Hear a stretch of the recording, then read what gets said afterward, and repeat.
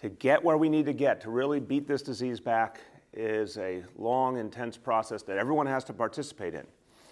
So the good news I'm going to give you in a moment is about how we make that easier for all of us. Everyone's been doing a great job. Every time I'm going to say thank you to all of you for everything you're doing to practice social distancing, to shelter in place, to help each other. It's been absolutely outstanding. But it's not easy, and it's taking a long time. Everyone wants more certainty. One of the most frustrating parts of this whole experience has been how many things aren't known, how many things aren't known about this disease. We constantly feel like we're fighting an invisible enemy, but not only an invisible enemy that we just don't have enough information about. But the thing we all want to know the most is about what's happening to our own families, what's happening in our own lives. Have we been exposed to this virus or not? Are we still vulnerable? These are the questions that people want answered and want to know what it means for their own safety and everyone they love. And we know the question has always been from the very beginning. This goes back to when we first talked about COVID-19 back in January. The question has always been testing, testing, testing. How are we going to get the testing? How are we going to be able to get answers? Even with this difficult adversary, this mysterious adversary, how do we at least get less mystery about our own lives and get answers through testing? So testing is the way forward. And it's been a long fight just to get the testing we need, the ability to give the tests. But today we have good news. Today we are beginning to see an easier process for testing. And I'm going to talk about it by putting it in context of what I experienced Saturday in the Bronx at the Health and Hospitals Gotham Community Testing Center in Morrisania. I went up there to see how the testing was being done, to see how our extraordinary healthcare workers at the front line are giving people answers, helping them get clarity, figuring out with them what they're going to do next based on the results of the test, making a lot more testing available in the places hit the hardest, like the South Bronx. So we all know that a few weeks ago we were just trying to save our hospitals, save lives. We couldn't put together the personnel and the PPEs and the test kits and all to do community testing, but now we were able to over this last week or more. And so as of this morning, there will be 8 health and hospitals community testing sites around the city, open for business. And since we started this initiative a couple of weeks ago, even less than a couple of weeks ago, there have been now over 5,000 tests at the H&H sites, another more than 2,600 tests at the sites we've sponsored with local 1199 SEIU, the Healthcare Workers Union, and One Medical. That number is substantial, but now we're going to be taking it up. It'll be 10,000 tests per week or more at these community-based sites, and we want to keep ramping that up. But the challenge has been, and I saw this with my own eyes on Saturday, that the test process we've known up to now, the test kits that were used, which had a specific long swab and it required a trained medical professional to administer the test, not fun and easy. Very long swab, had to go way up into someone's nose, had to be handled a certain way, kept in a certain environment to be sent on to the lab. This was a more elaborate process, and not only slower, more elaborate for the patient, but for the healthcare worker, a challenge in many ways. And our healthcare workers have gone through so much already. But realize, even in the testing process, how much they had to do. A healthcare worker, even to do one test, had to put on, if you will, their body armor. They had to put on the whole PPE ensemble, the face shield, the N95 or whatever type of mask was appropriate, the gloves, gown, a whole specific plan to keep them safe. Because the problem was with the tests we've been using up to now, a lot of times it made the patient sneeze. And obviously it might be someone with COVID-19 and that was going to expose the healthcare worker. So it was a laborious, careful process. But of course, a process done with someone who might be infected with a disease that might therefore infect the healthcare worker. So we had to take real precautions. And that was every single patient, every single person being tested, hour after hour, day after day. And it was a slow process and a process that came with real exposure for the healthcare workers who've been through so much. We have been working to confirm for weeks now that there was a better way to do this. And the good news I have today is there is a better way. There is a better way to do testing. There is an easier way to do testing. And there is a safer way to do testing. And we're going to start that this week at our health and hospitals clinics right here in New York City. So we're calling it, just to make it simple, straightforward, self-swab tests. What does it mean? It means when you go to one of the community testing sites, instead of the healthcare worker having to be all prepared with all the PPEs and then take that very long swab and administer the test, no, this is a whole different thing. This means the healthcare worker explains to the person there for the test how to administer the test themselves. They go into another room for privacy, and the patient takes something that's basically a sterile Q-tip, puts that in their nose. They don't have to go way deep, just enough to get a sample. They, forgive my bluntness, they spit into a cup, and those two samples provide enough information for the testing to be done. Much simpler, much easier for everyone involved. No chance to cause the same kind of sneezing that long swab way up the nose does. Simpler, but also safer, especially for that healthcare worker, so many of whom have been putting their lives on the line now for weeks and weeks. So when that's done, just like we've all experienced, many of us at least at doctor's offices, you hand a sample over to a doctor, a nurse, a healthcare worker, you do the same here. The clinic or the healthcare provider sends it off to the lab to get the results. Now, this is simpler, this is better. This is something we're going to start using now aggressively because it'll improve the situation for everyone. We need partnership from the private labs that do the processing. We're engaged in these conversations with them already. We need them to step up. What our healthcare leadership here in New York City have told us is it's a very similar process to what they would do with the current samples. It doesn't take a lot of modification, but we need the private labs to agree immediately to do this on a wide scale. We have enough to get started, but we want to make sure we do this on a wide scale. So I'm asking the private labs step up, make the small alterations necessary to be able to take these simpler tests, and I think that will be a step forward for everyone. For healthcare workers, this will be a simpler, better reality. Also think about the PPEs that will now be saved in this process. They've been precious up to now, that personal protective equipment. We know it's been a fight week after week to make sure we had enough. This will mean we'll be able to conserve our supply a lot more and make sure we have it for everyone who needs it when they need it. So there's a lot of virtues here. It will also just take fewer healthcare workers to administer this kind of test because we'll get more done in the time we have. So it helps on so many levels and allows more healthcare workers to be at the front line where they're still needed so deeply. Now, it's faster, as I said. Right now at an H&H site, because you have to process each individual and explain what's going to happen and administer the test, and everything has to be done very methodically, they can do about 15 tests per hour for each healthcare worker taking the tests. But 15, I shouldn't say per person, per site, 15 tests per hour. With this new approach, that will go up immediately to 20 tests per hour, and then we'll keep expanding from there. Again, we need help. The private labs, we need them to really get with this new approach quickly, help move it forward, because this will make everyone's lives easier and faster, and this will give more people answers, and it will simplify and clarify our steps forward as we move into that test and trace period in the month of May. But we also still need the federal government. I don't want anyone for a moment to think this means the federal government doesn't have responsibility. They still do.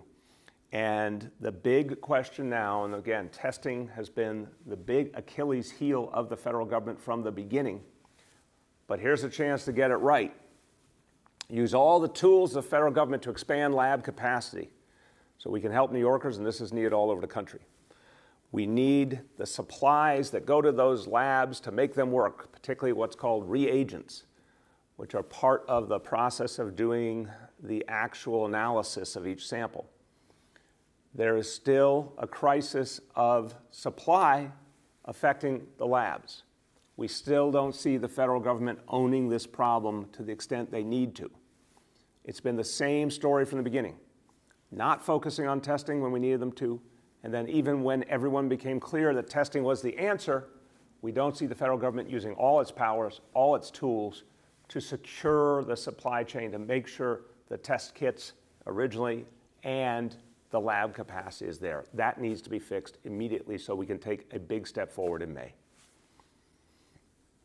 Now remember, the more tests you do, the faster you move towards low-level transmission of this disease.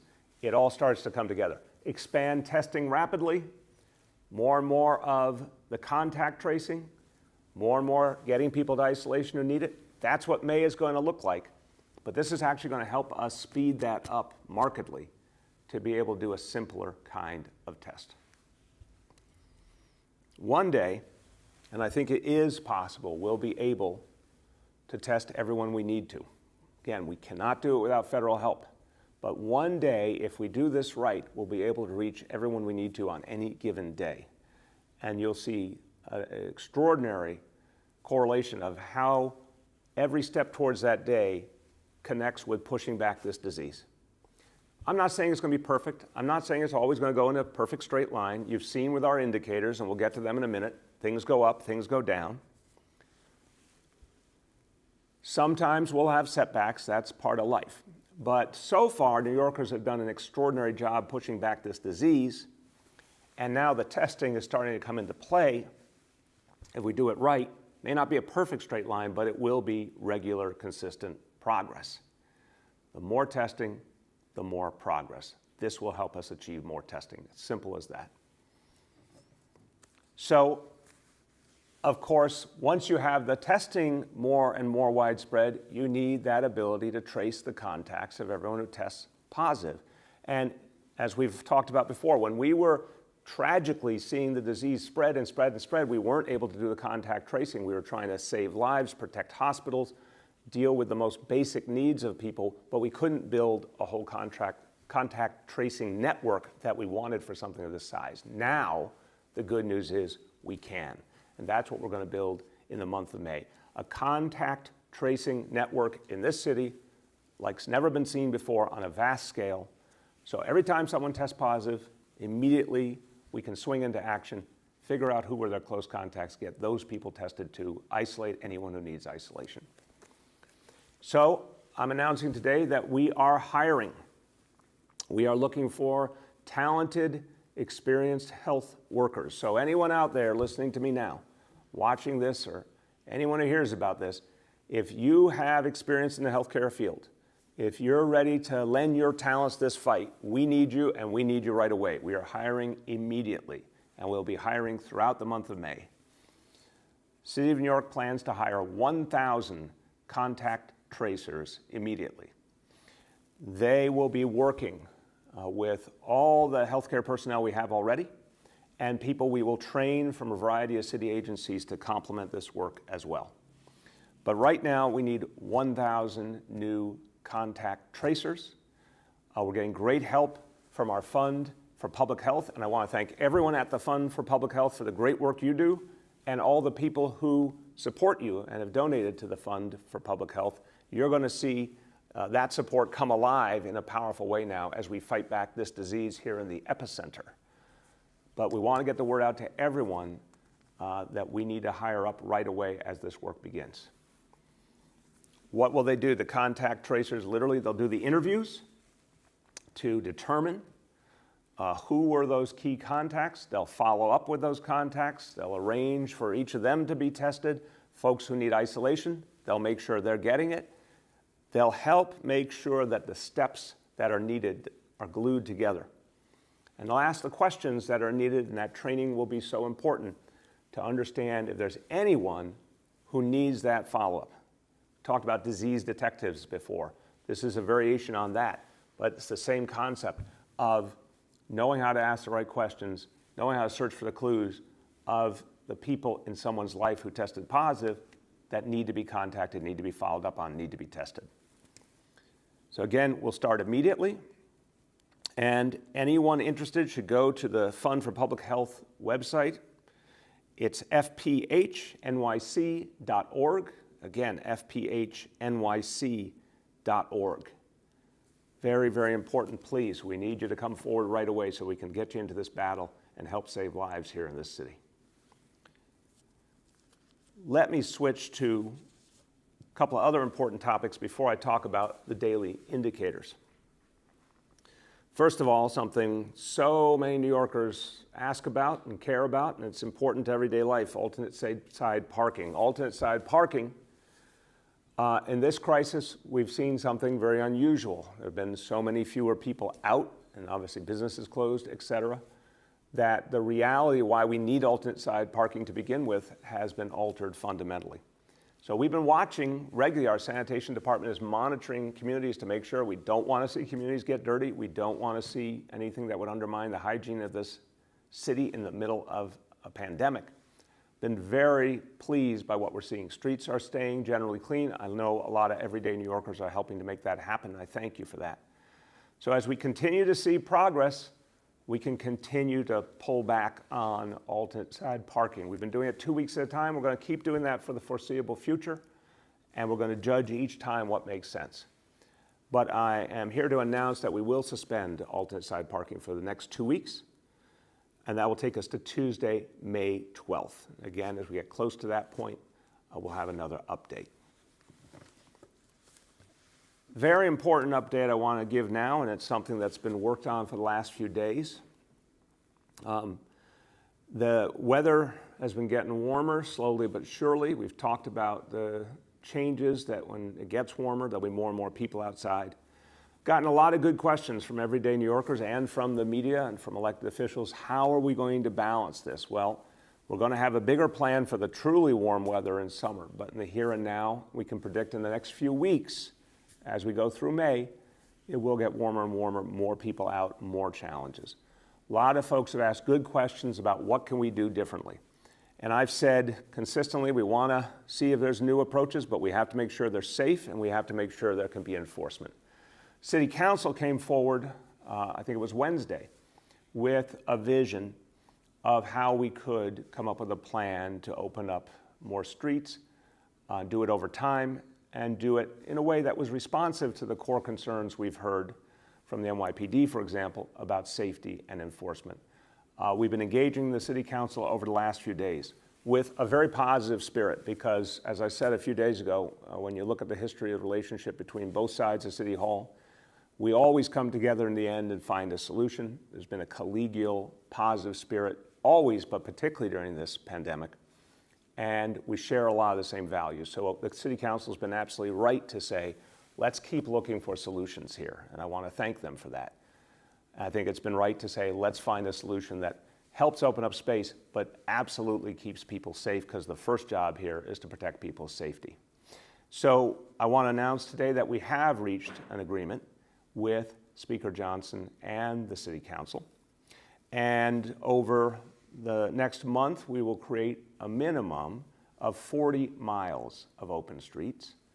And then the goal during the duration of the COVID crisis, and we don't know how long that is, obviously, but as this crisis continues, we're going to all work hard to keep it as short as possible. But during this crisis, the goal is to get up to 100 miles of those open streets. And the way we will do it, we're going to focus first on streets in and around our parks. Very concerned about the streets on the outside of parks that oftentimes we're seeing that immediate area getting very crowded. That's an obvious opportunity. Those streets adjacent to parks are an obvious opportunity to open up more space. So we're going to work together to figure out how to do that. Some places we'll be able to expand sidewalks. Use the example of what we did over the holidays around Rockefeller Center, where you just open up the sidewalk space into the street more, but with the proper kind of barricades. Some streets will be more local areas that aren't necessarily where you have a major attraction like a park, but they are places where we can safely open up some space and have it be enforced. And another important piece of this discussion is early action bike lanes, where we see an opportunity to do more with bike lanes. Done some of that already in this crisis. We want to do more. So the focus here will be to focus, of course, same as we're doing with so many other things, where the need is greatest. So many communities that we already have identified have been very hard hit by COVID. Want to be particularly sensitive to implementing these kind of steps, working with the City Council, working with the Police Department, Transportation Department, Sanitation Department, Parks Department, figuring out all the right places we can do this. But first priority on the places hardest hit. And then, of course, figuring out where they'll have the biggest impact, where the most people are. So that's good news from the good work we've all been doing together with the council over the last few days.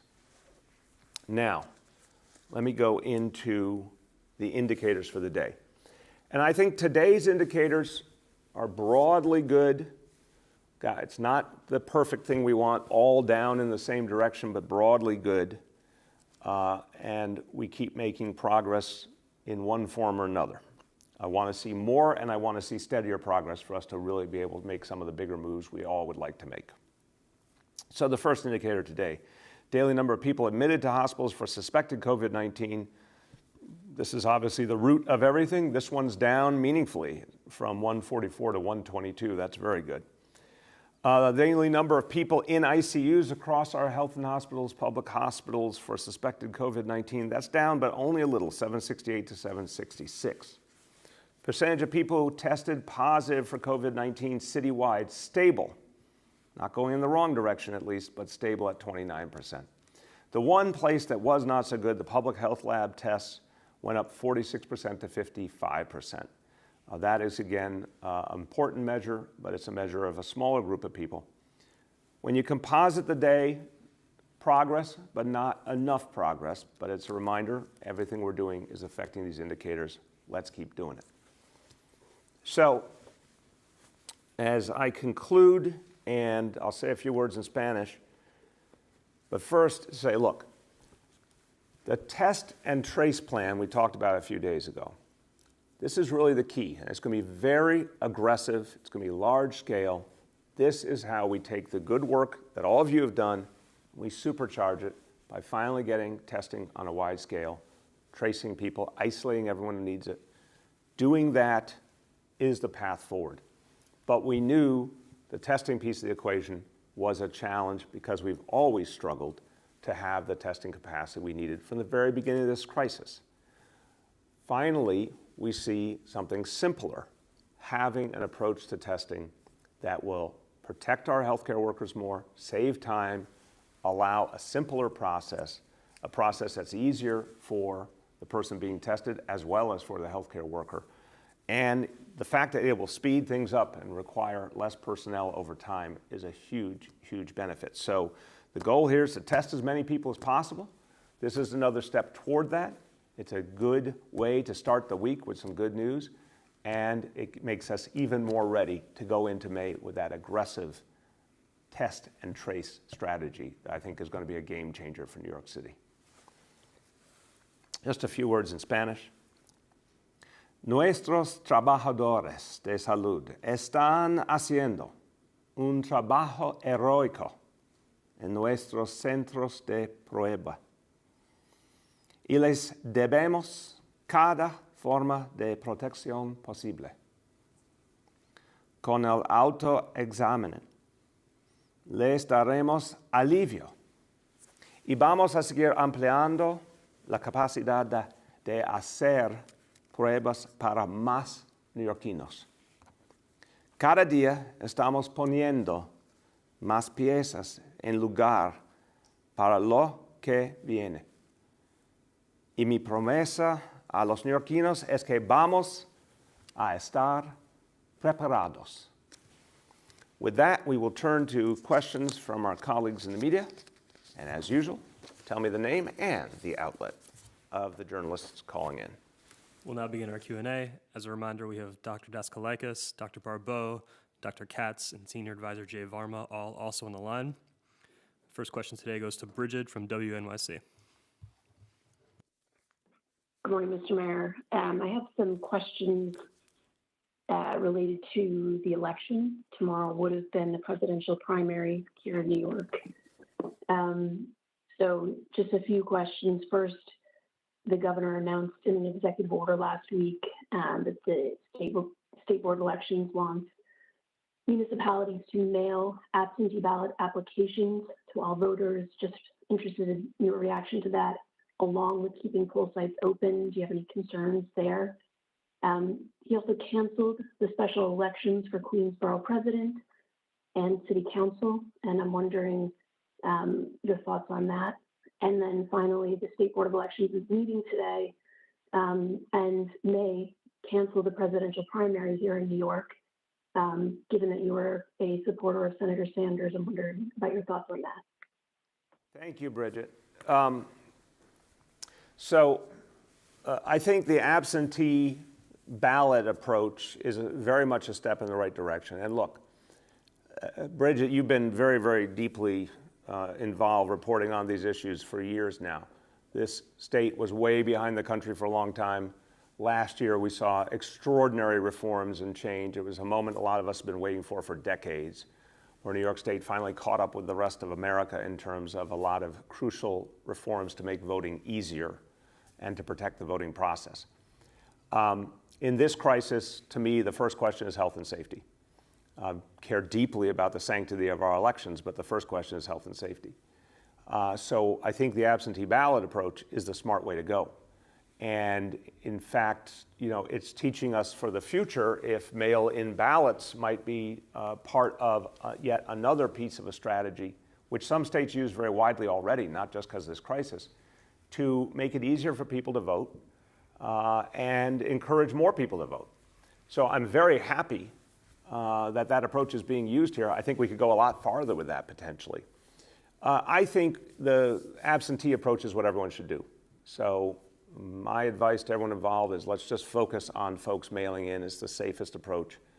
It's so long as it's being made widely available and it will be handled benevolently, meaning, for years and years, there was kind of a burden of proof on the voter. If my assumption and my hope here is that every absentee ballot application will be regarded as automatically valid.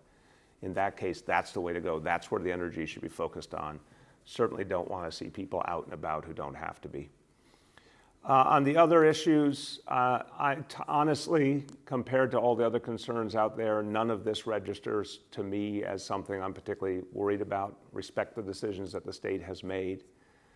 I was a proud supporter of Senator Sanders. He obviously made the decision to leave the race and support Vice President Biden. I think that matter is closed. So I think keeping the election activity to a minimum in this environment makes sense. What I'm looking forward to is getting through this recovery the right way and getting our whole society back to normal and having elections again as an indicator of our renaissance, of our resurgence. But I think that's something that obviously is going to happen in the fall, not now. Next question goes to Andrew from WNBC. Mayor, how are you? Good morning. Hey, Andrew, how you doing? Good. I was wondering if you had seen some of the studies which show that outdoor transmission of this virus is extremely low. And as a result of that, are you considering assisting restaurants by closing some of the streets like 9th Avenue to, when they ultimately reopen, essentially create sort of the maximum amount of outdoor restaurant space in New York City? Have you begun discussions on that, and do you think it can happen? Yeah, Andrew, I think that's a very interesting idea. As we've thought about, and we have begun discussions, but as I say, when we have firm plans, step by step, we'll unveil them. But there's something elegant about that solution.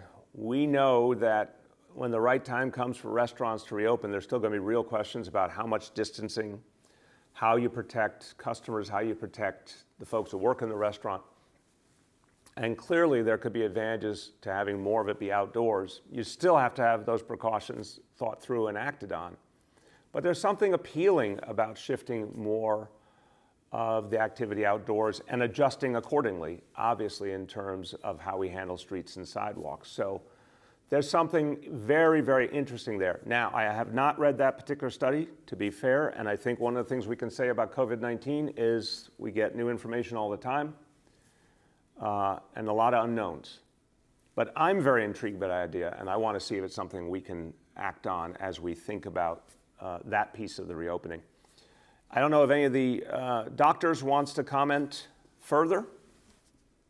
Doctors, anyone?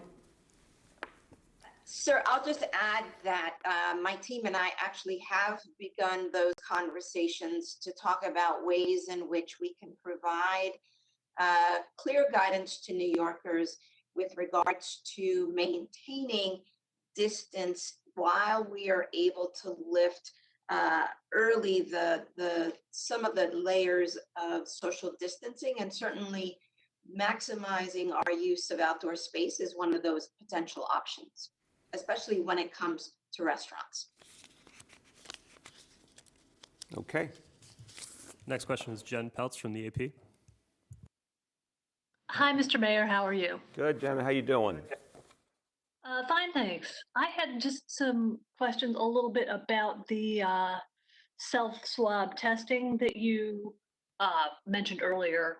One was, could you explain a little bit further about why there are two samples being collected here, one nasally and one from saliva? And also a little bit more about how come this reduces the need for personal protective equipment. I'm going to start as the layman here and then pass to the doctors. So Jen, so it is two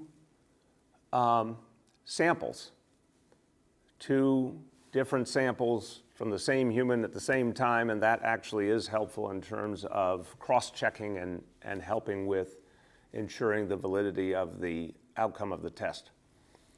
But the other thing is just to try and, I'll try and be clear without being overly graphic. So why is it safer?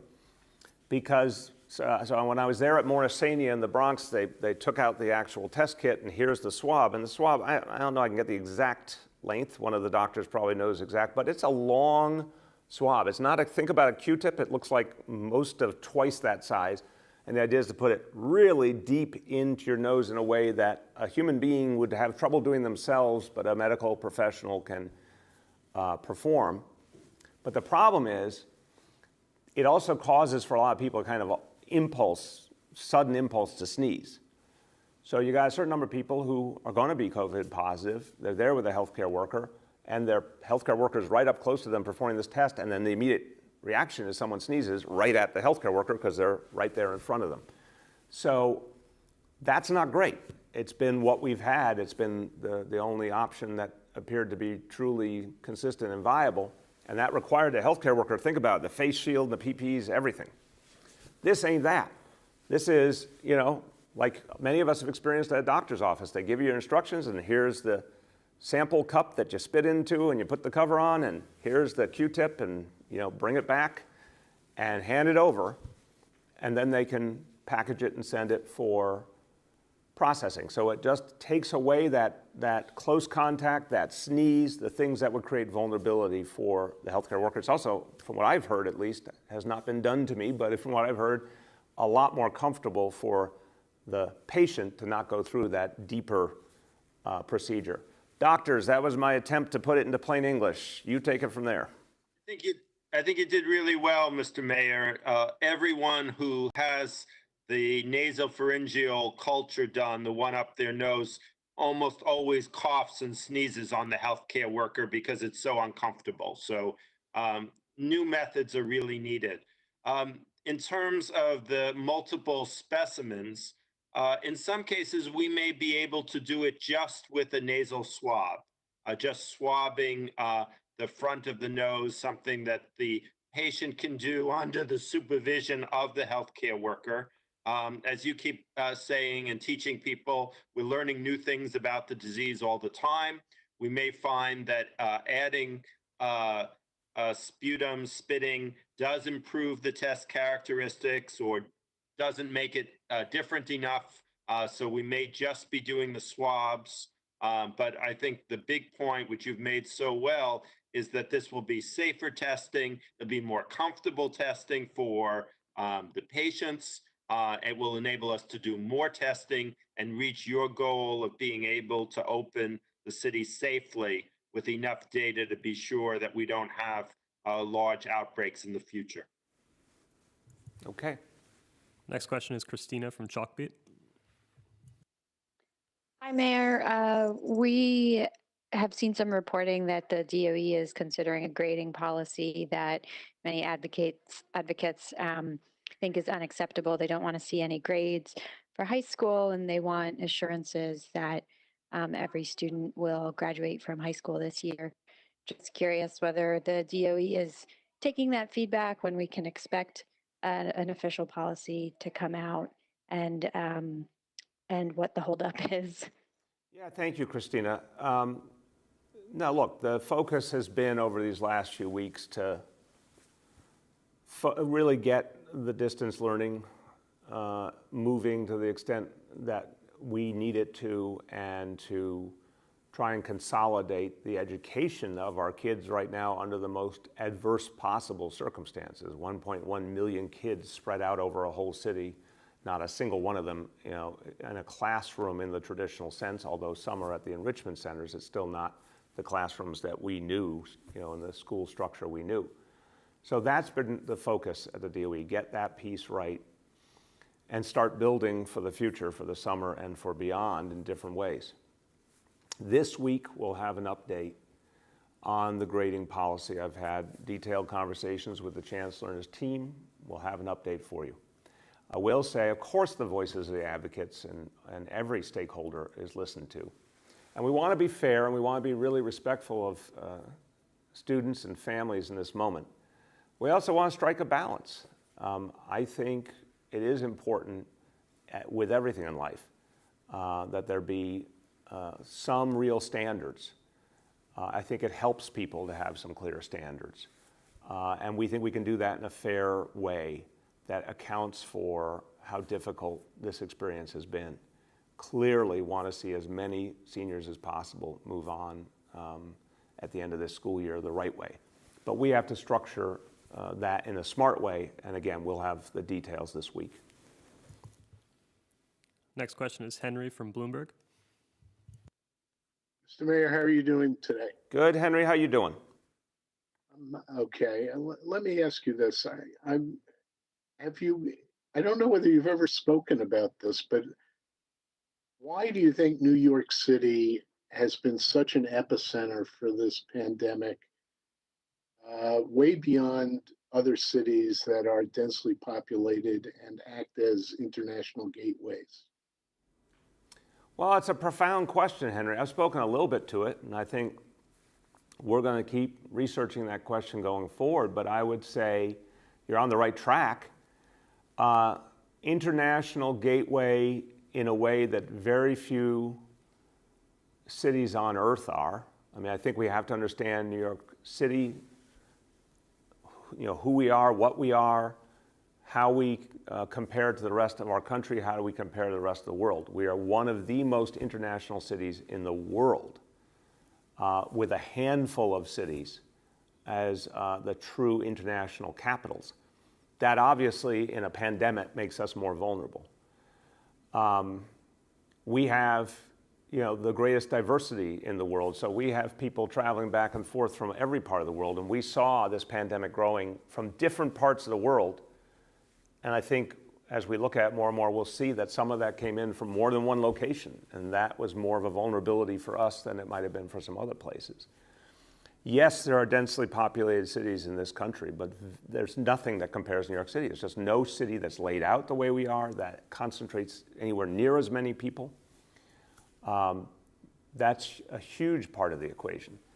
When you think of the second biggest city in the country, Los Angeles, it's structured entirely differently. It's spread out over a vast area.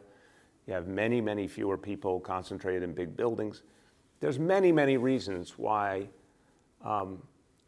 it made sense, very sadly, and the human cost has been profound and painful. But there's many reasons why we were particularly in the crosshairs of this disease. A lot more we'll say about over time.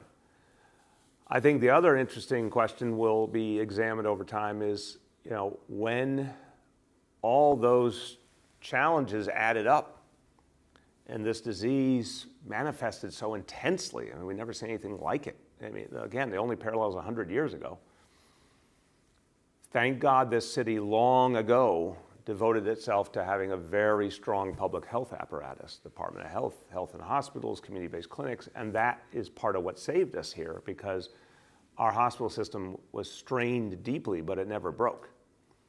A lot of other places, if they had gone through the kind of overwhelming growth of the disease that we've gone through, their hospital systems would never have been able to handle it. Ours held, so that's something all New Yorkers should be proud of, and obviously the healthcare workers were the heroes. But those are some initial thoughts, Henry, but I think we'll all be doing a lot more research as we get more information. Next is Gersh from Streets Blog.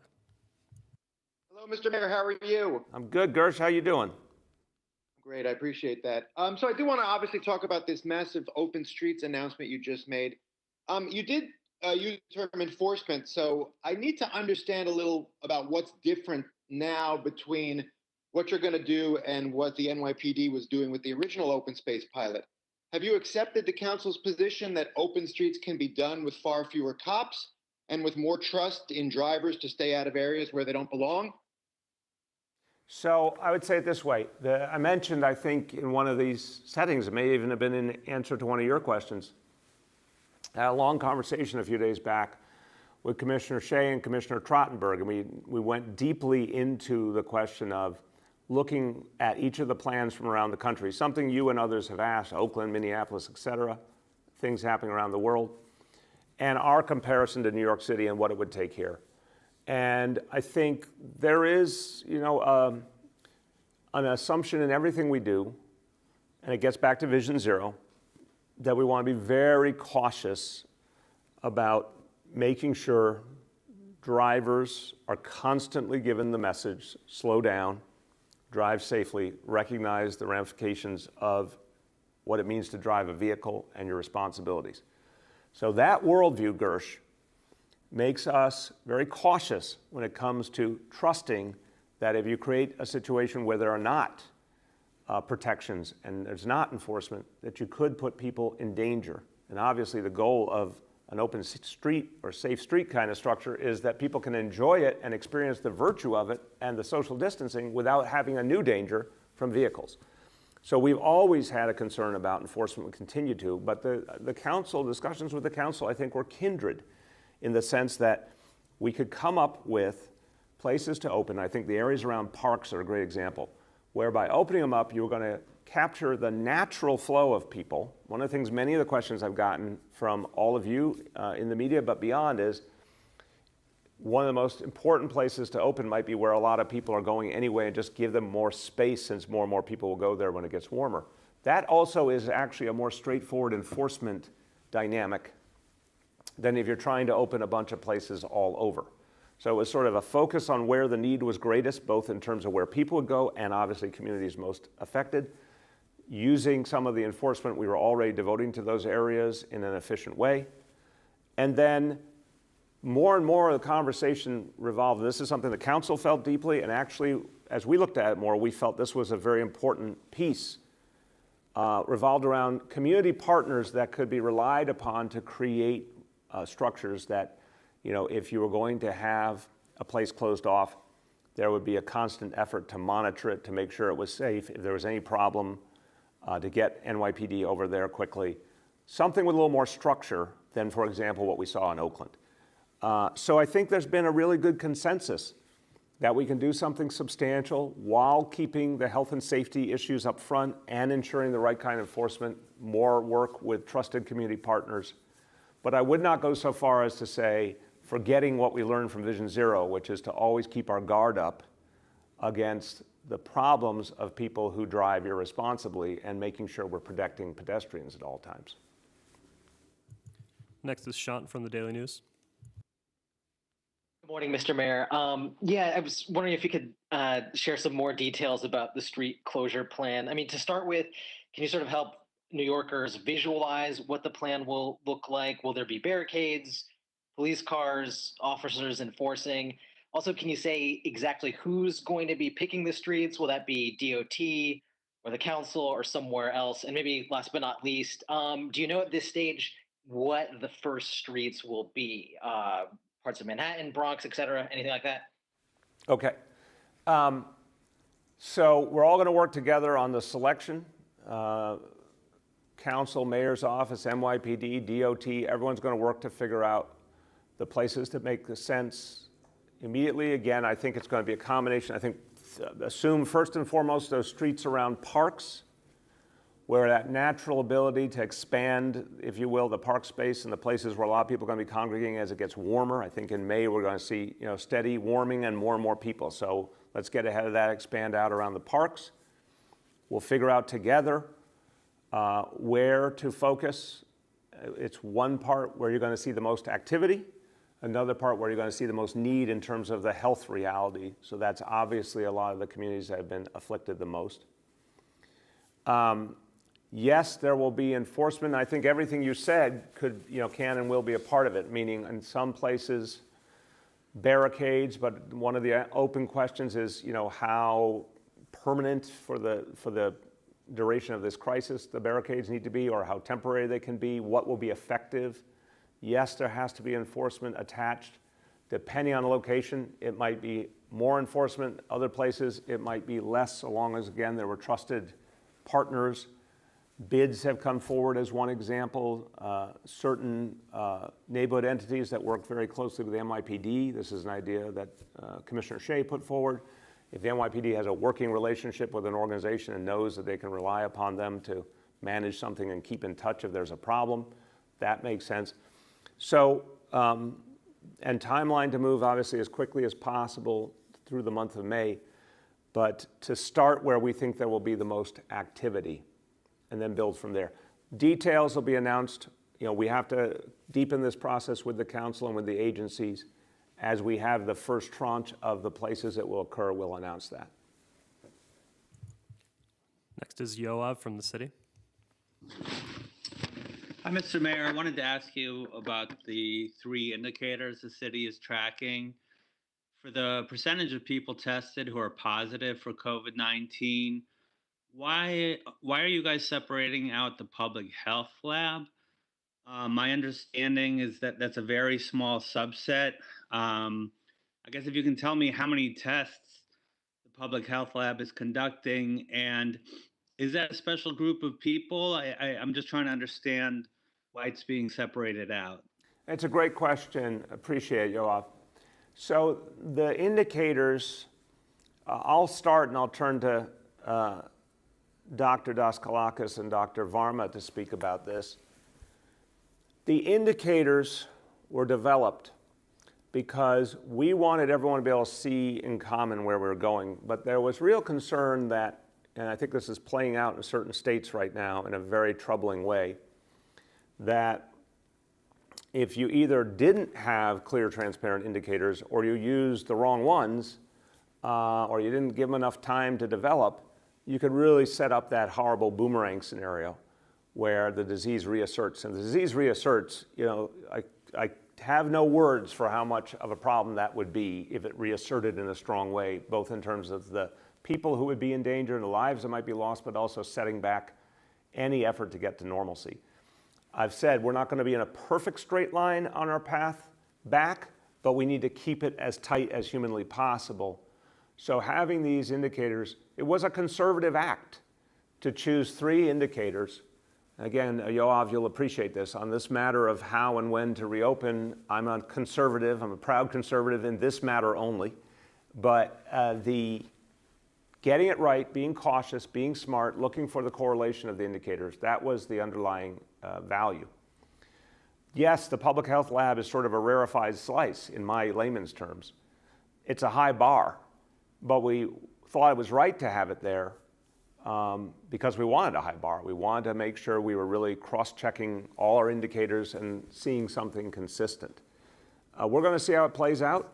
We always have the option to reevaluate down the line, but so far I think what we've been seeing tracks with what I believe is happening, which is we are getting steadily better, but we're far from out of the woods. Look at the number of new cases every day. Look at the number, tragically, of New Yorkers who we're losing every day. It's better than what it was, a month ago or a few weeks ago, but it's nowhere near what we want it to be and need it to be. So I think the indicators are doing their job right now. But Dr. Daskalakis, Dr. Varma, why don't you jump in? Thank you, Mr. Mayor. So the public health lab actually focuses on testing inpatients. So it's the sickest New Yorkers who are being tested. The indicator, the reason that they're together in a graph is because we want to look at them in combination of sort of the sickest folks who are being tested, as well as just the general population who's being tested. So we think it gives a pretty robust view. And again, like the mayor said, we really will be able to adjust these further if necessary. But the most important message is that the trend is definitely down in both. So day-to-day variations to be expected, especially since we test fewer folks in the public health lab. But again, since the trend is down, we are going in the right direction and does provide for some cautious optimism. Dr. Varma, you want to add? I guess he doesn't want to add. Okay, go ahead. Next is Gloria from New York One.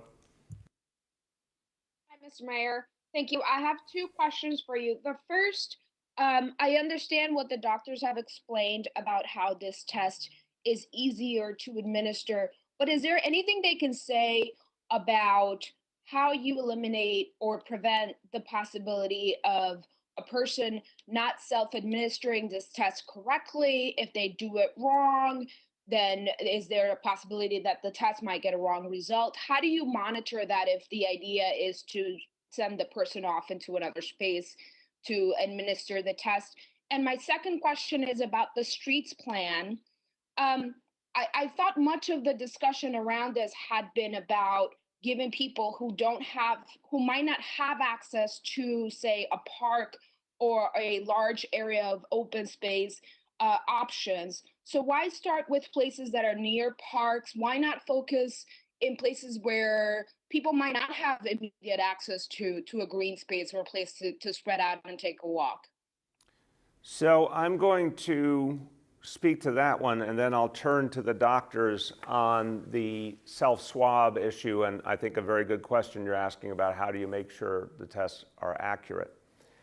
I think the crucial question here, Gloria, is about health and safety. So when you think about social distancing and the ability to help people do it effectively, and New Yorkers have been amazing, but obviously space is something we are all challenged by here in general, even when we're not doing social distancing.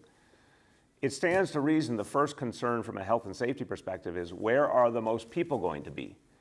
And how do we help address that? And of course, the warm weather coming on, and this is something we talked a lot about with the City Council, that the warm weather is going to change the dynamic. It's going to make it more challenging. So the notion of going where the people will be, which we know will be a lot of the places they'll be attracted to, we're already seeing that on a few nice days we've had, that's about maximizing the impact to protect people, to give the most people the most opportunity to socially distance. Again, there'll be a focus on making sure we can do it the right way and enforce it, and there is an efficiency to focusing on the places we're already doing a lot of enforcement and just building them out more, if you will. And as I said, there's going to be a real focus on the communities that have been hardest hit. Every community in New York City has some kind of place for recreation. It's by no means even and equal, but every place has some places, and folks do congregate all over the city, every kind of community in those places, so it makes sense to focus there. I think as we think about expanding outward, it'll all come back to where can we find those local partnerships that we can trust to make sure that people are safe. Again, different from the Oakland model, which was, I think, a more honor system kind of model. As I said, we want something more backed up by a structure and by monitoring and then by enforcement when it's needed. But we can do that in a number of communities, obviously, so that'll be an option as well. But I think the first concern should be to think about where the most people are going to be, how quickly they're going to be there, and try and get there first, and that's around the parks. But we'll do these other pieces as well. We're talking about a substantial amount of space that'll be addressed, and we'll work with the council on those priorities for sure. Let me turn to the doctors on how you make sure the self-swab test is done accurately. Mitch, you want to start? Yes, sir. Thank you. At least in the beginning, we will not be asking people to go into a separate room. What we'll be doing is setting it up so that they're looking into a mirror and the healthcare worker is behind them, thereby protected from them, the healthcare worker being sneezed at or coughed on. But they'll be able to observe in the mirror and help to instruct the person on how to do it. We may be using, for healthcare workers who need to be tested and who are therefore very familiar with the procedure, we may allow them to go into a separate room. And as you keep saying, as we learn more and more about these diseases and these technologies, we may be able to liberalize it. But I think in the beginning, it is appropriate that a healthcare worker be observing it, but way less risk to that healthcare worker. Mr. Mayor, I'll just build on what Dr. Katz said, and if Dr. Daskalakis wants to weigh in, I would say that, Gloria, there are other situations where we work with patients for them to do self-collection. So, for example, in our Chelsea clinic, we have a clinic where patients can self-collect samples to do testing for sexually transmitted infections. We provide patient education materials that easily walk them through step by step how to conduct the self-collection to make sure that we have samples that we can test accurately. Good. Okay. Next is Nolan from the Post. Mr. Mayor, can you hear me? Yes, Nolan, how you doing? I'm all right. How are you? Good, man. I have a couple of questions on two separate topics. The first of which is I was wondering how your own personal experiences in the park changed your mind or decision making when it came to opening streets around parks. I know when I've been riding my bike on the weekends, especially along Kent, the streets and the sidewalks have all been packed with people. I'm wondering how your experiences in the park shaped any change in decision that you made. And secondly, you've repeatedly talked about the importance of testing throughout the entirety of this crisis. The New Yorker published a story yesterday that said that in early March, you were brought a proposal to test flu swabs that had already been taken to see if they contained coronavirus. I'm wondering if you can comment on that story and why it took your administration, according to the story, the better part of 3 weeks to okay that proposal. So on the first question, Nolan, I've been watching carefully as I've gone around the city and tried to always check to make sure that I was watching for how much people were distancing, as we told people it was important to use face coverings, how much people were using them, all these different realities, how much people appeared to be out versus, different points. And that's part of why I've been praising New Yorkers throughout is I've just been really moved and impressed by what I've seen. It's been so consistent how much effort people are going to distance and how much adherence there is to the face coverings. There's more to do on that front, but still it's pretty remarkable. And when you think about the places I've gone, when I've gone to different public hospitals or voluntary hospitals, I was at Rumsey in Staten Island, Kings County Hospital, Bellevue, Elmhurst, Lincoln, looking around the neighborhoods as I was there. My own, you're right, I've kept an eye out whenever I've been in a park, and I've been in several different parks getting a sense of that.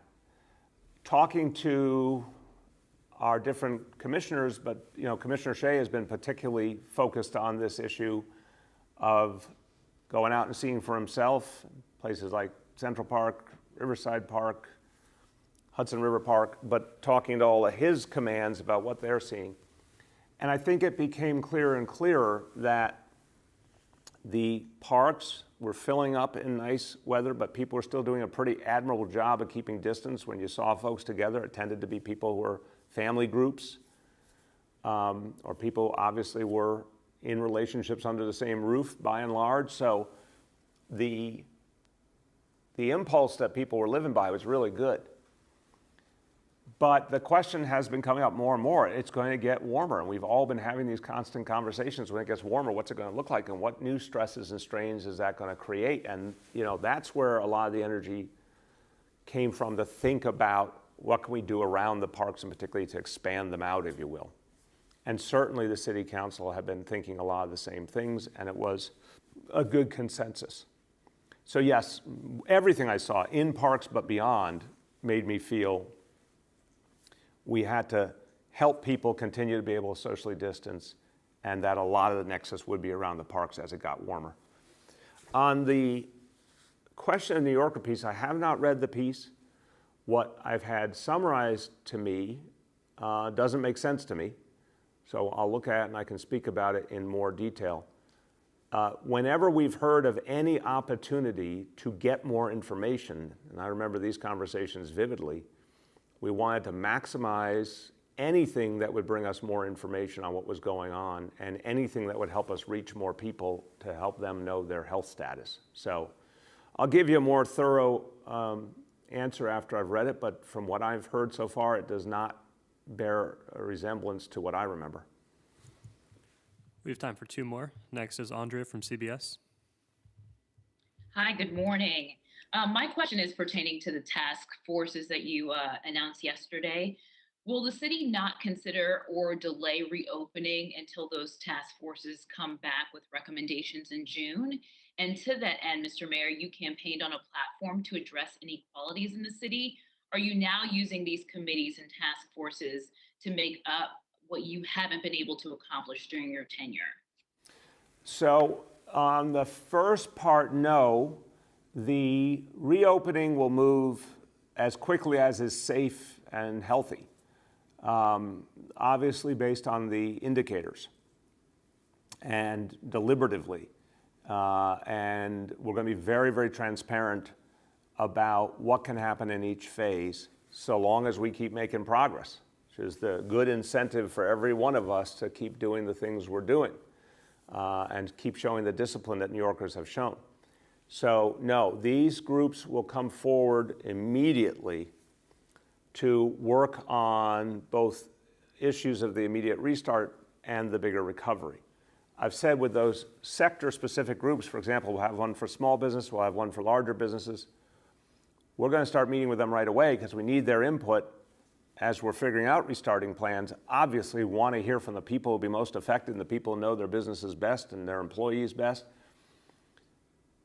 Think about the fact that May is our first chance to even begin any kind of restart. That will depend on the indicators going in the right direction, and it will require careful, smart efforts. And then you test them, Andrea. You do some relaxing, say, of a particular rule, and then you watch the impact of it. Is it working? Is it enforceable?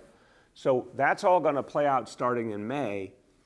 These groups are going to be meeting in a matter of days to give us initial input, and then they'll keep giving us input throughout.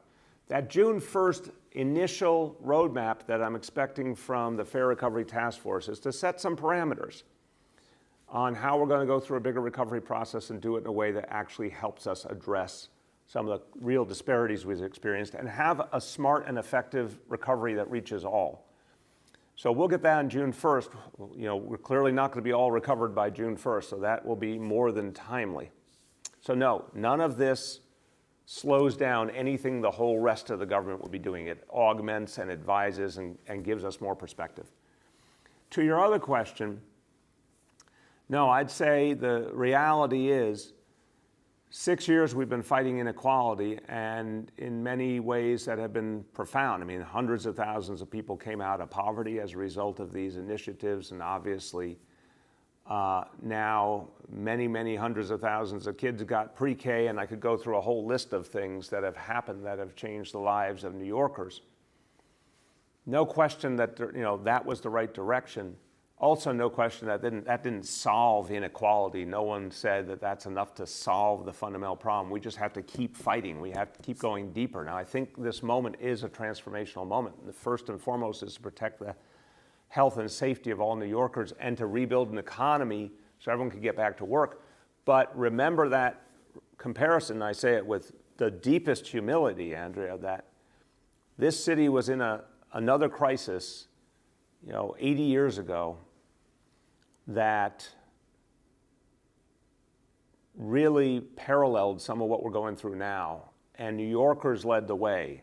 And instead of saying we're going to repeat what we had before, including the mistakes we had before, they were devoted, led by giants like Franklin Delano Roosevelt and Fiorello LaGuardia. They were devoted to bringing us back, but making our society better and fairer at the same time. That's what I aspire to start. I've only got 20 months, but in those 20 months, we're going to take some very big steps in that direction and then leave the city a clear, bigger roadmap of where we go from here. And I believe these actions can take another big bite out of inequality and move us forward. Last question for today goes to Alan from 1010 Wins. Good morning, Mr. Mayor. How you doing? Good, Alan. How are you? I'm fine. Two for me. The experience needed for those 1,000 contact tracers the city is hiring, and what does it pay? And then the second one, we have groceries, pharmacies, essential businesses have been open now for some time with the new standard, the masks, the gloves, the social distancing. When do you see other businesses opening with the same protocol? It seems that maybe there are other businesses that could open right now with the right precautions.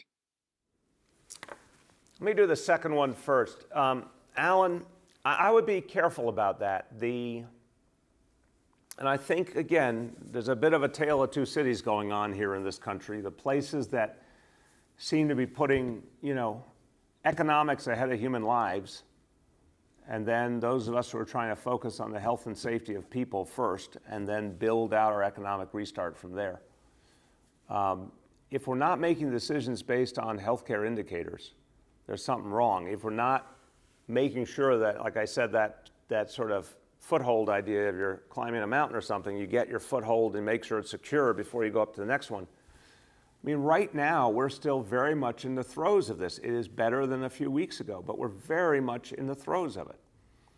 And, we're not going to make a sudden move that sets us back. So when you talk about, what could you reopen safely, we want to be very smart about that, because imagine for a moment, you start to reopen a lot of stuff and people start to get looser and they don't do as much social distancing and they don't wear as many face coverings. Now the disease starts to spread again. And here comes that boomerang. We can't have that. We have to believe that when we have that jump off moment, it's one, we've really seen the indicators go down. Two, that handoff I talked about to the testing and tracing. Remember, the testing and tracing is like an offense. It's like a fight back against the disease, because you're finding people proactively, identifying who has it, and then tracing the people in their life and getting them testing, and everyone who needs isolation gets it. That apparatus is being built right now. That's going to empower us, if the indicators are with us, to open up more, because we're pushing back the disease constantly through that effort.